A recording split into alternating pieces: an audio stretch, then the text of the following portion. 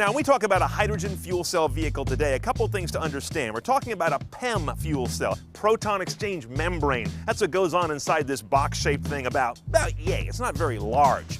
Secondly, it's hydrogen fuel. In other words, you're putting hydrogen in on one side to create the chemical reaction that generates the electricity. Hydrogen from a tank in the car is exposed to a plate coated in platinum on one side of a sort of sandwich. The platinum plate causes the hydrogen to break up into positive protons and negative electrons. A membrane in the middle of this sandwich only allows the positive ones to get through, so those negative electrons have to go around. That circuit creates the positive and negative poles, the potential that makes the electric current. When the electrons and protons do meet on the other side, they combine with oxygen from the air to form H2O, and a huge PR win for hydrogen backers. So what's it like driving a fuel cell car? Just like driving an electric car. Because remember, a fuel cell is a source of electricity powered by a very clean, very abundant fuel, but it is not the powertrain source that moves the car. That's a difference. So really what it comes down to is electric cars that fork two ways. One toward hydrogen fuel cell, one toward battery electric. The big difference here is when you go to refill, it's a whole nother world. So, the benefits. Number one, clean. Hydrogen fuel cell electric cars emit nothing but water vapor and not much of it. This is like a week's worth of driving, and yes, it is clean enough to drink. Number two, renewable. Hydrogen is the most abundant thing on Earth. I'm told 75% of the mass of the planet is hydrogen. It's bound in things all around us. It's bound in water, it's bound in plant material, and it's bound in everything that's a hydrocarbon. Convenient. Refilling a hydrogen fuel cell car takes a few minutes at the pump, compared to hours plugged in for most electric charges.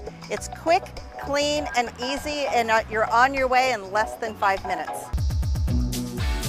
Now, some challenges. First, distribution. Hydrogen, to be useful as a fuel in a fuel cell car, needs to be highly compressed. But naturally, it wants to be 14 times lighter than air. It wants to be very gaseous and low density. So it's got to be managed. It's got to be created, has to be compressed, has to be kept in that state from the point where it's stored to the point where it's put into the vehicle. That makes it trickier than gasoline, which is very happy to be this oily liquid that lives underneath your service station. Durability. Current hydrogen fuel cells are good for maybe 100,000 miles before they're spent. That's rather below what consumers expect from a gas or diesel. Number three, pollution. Now, just told you that hydrogen fuel cell cars are incredibly clean, but creating the hydrogen may not be. Depending where you live and what kind of a source your local filling station has for the hydrogen, there is upstream pollution created, much as there is with battery electric cars. It'll vary widely by how and where you refill. The holy grail is to run solar-powered plants that crack water into hydrogen, making no upstream pollution and using a virtually unlimited resource. This station in Emeryville makes its hydrogen from solar power and water in a process called electrolysis. Other stations make their fuel on site, for instance, from wastewater or even landfill gas. Cost. Fuel cells, catalytic converters, and wedding rings. None of them are cheap because they all use a bunch of platinum. The 9 automakers who are members of the Fuel Cell Partnership are starting to introduce their commercial vehicles.